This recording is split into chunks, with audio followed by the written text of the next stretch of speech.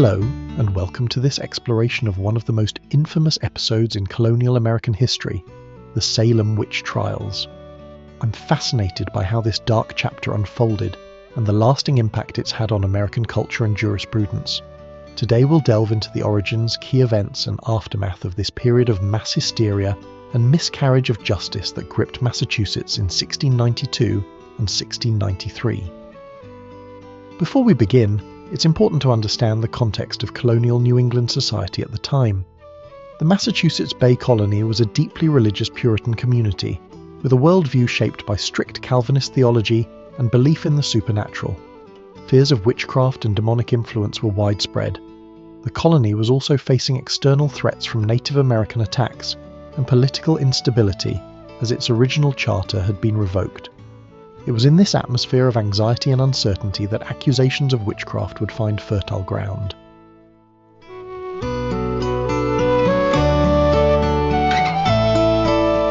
The events that would spiral into the Salem Witch Trials began in February 1692 in Salem Village, now known as Danvers. Two young girls, 9-year-old Betty Parris and 11-year-old Abigail Williams, began experiencing strange fits and exhibiting bizarre behaviour. Betty was the daughter, and Abigail the niece of Reverend Samuel Parris, the village's Puritan minister. Their symptoms were described as beyond the power of epileptic fits or natural disease to affect. The girls screamed, threw things about the room, uttered strange sounds, crawled under furniture, and contorted themselves into peculiar positions. As a historian, I find it crucial to examine how these initial symptoms were interpreted through the lens of 17th century Puritan beliefs. The community, led by figures like Reverend Parris, quickly attributed the girls' afflictions to supernatural causes. The prevailing worldview left little room for medical or psychological explanations that we might consider today. Instead, the finger was soon pointed at witchcraft as the culprit. The afflicted state of our poor neighbours that are now suffering by molestations from the invisible world, we apprehend so deplorable that we think their condition calls for the utmost help of all persons in their several capacities. It's worth noting that the accusations didn't emerge in a vacuum. Salem Village was known for its fractious population, with numerous disputes over property lines, grazing rights, and church privileges. These underlying tensions would play a significant role in shaping the course of events. The first three people accused of afflicting the girls were Sarah Good, Sarah Osborne, and Tituba, a slave owned by Reverend Parris. Each of these women was, in some way, an outsider or marginalised figure in the community, making them easy targets for suspicion.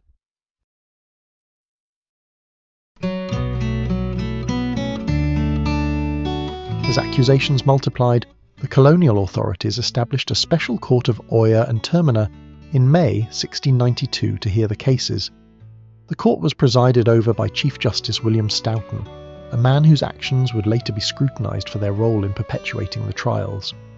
The use of spectral evidence, testimony that the accused witch's spirit or spectral shape appeared to the witness in a dream or vision, became a contentious issue. Despite concerns raised by some clergy, including Increase Mather, spectral evidence was admitted in court, leading to numerous convictions. One of the most troubling aspects of the trials, in my view, was the pressure placed on the accused to confess. Those who admitted to witchcraft were often spared execution, while those who maintained their innocence were more likely to be convicted and sentenced to death. This perverse incentive led to a cascade of confessions and further accusations, as people desperately tried to save themselves by implicating others. I have been most base and vile in entertaining suggestions against thy servants, and suffering the devil to deceive me, whereby I have most wickedly and maliciously accused them. The trials reached a fever pitch in the summer of 1692. In June, Bridget Bishop became the first person executed as a witch in Salem. 5 more were hanged in July, 5 in August, and 8 in September. In total, 19 people were executed by hanging, while one man, Giles Corey, was pressed to death with heavy stones for refusing to enter a plea. The method used on Corey, known as peine forte dure, was a brutal practice that I find particularly shocking, even by the standards of the time.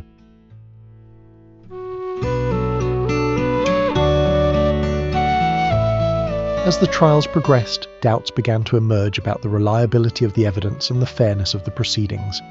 Influential figures like Increase Mather and his son Cotton Mather, while initially supportive of the trials, began to express reservations about the use of spectral evidence.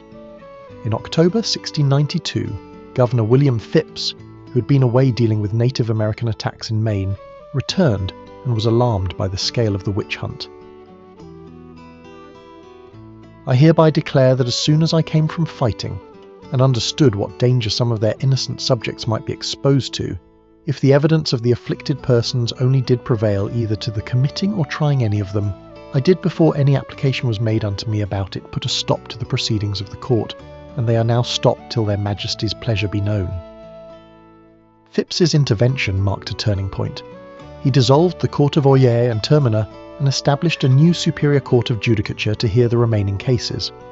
This court was instructed not to allow spectral evidence, which significantly reduced the number of convictions. The last trials under the new court were held in May 1693, effectively ending the witch hunt. It's fascinating to observe how quickly public opinion shifted once the trials ended.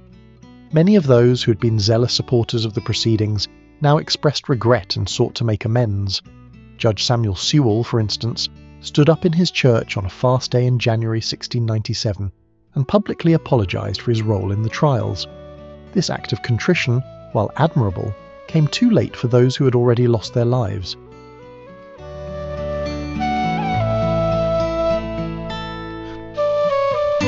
The Salem Witch Trials left an indelible mark on American history and culture.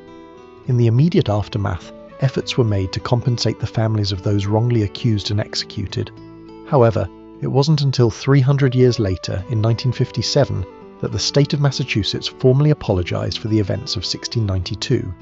Even more remarkably, it took until 2001 for the last victim, Elizabeth Johnson Jr., to be officially exonerated. The tide turned against the trials. The trials were a mistake. The convictions were a mistake. The hangings were a mistake. The pressing of Giles Corey was a mistake. The imprisonment of so many was a mistake. The ruining of so many lives and so many families was a mistake. As a historian, I'm particularly interested in how the Salem Witch Trials have been interpreted and reinterpreted over time. They've become a powerful symbol in American culture, often invoked as a cautionary tale about the dangers of mass hysteria, religious extremism, and the abuse of power. Arthur Miller's play, The Crucible, written during the McCarthy era, famously used the Salem trials as an allegory for the anti-communist witch hunts of the 1950s. The trials have also had a lasting impact on the American legal system. The injustices of Salem contributed to the eventual rejection of spectral evidence in all legal proceedings and helped to establish the importance of the presumption of innocence and due process. These principles, which we now take for granted, were in part forged in the crucible of this tragic episode. In conclusion, the Salem Witch Trials serve as a stark reminder of how fear, superstition, and the abuse of power can lead to tragic consequences. They prompt us to reflect on the importance of maintaining rational skepticism, protecting individual rights, and resisting the allure of easy scapegoats in times of social stress. As we continue to grapple with issues of justice, tolerance, and the rule of law in our own time, the lessons of Salem remain as relevant as ever. Thank you for joining me on this journey through one of the most notorious episodes in American history. If you found this exploration of the Salem Witch Trials enlightening, please consider liking this video and subscribing to the channel. Your support truly does make a difference and allows me to continue delving into these fascinating historical topics. Do let me know in the comments if there are other aspects of early American history you'd like me to cover in future videos. Until next time, keep questioning, keep learning, and remember that history, even at its darkest, has much to teach us.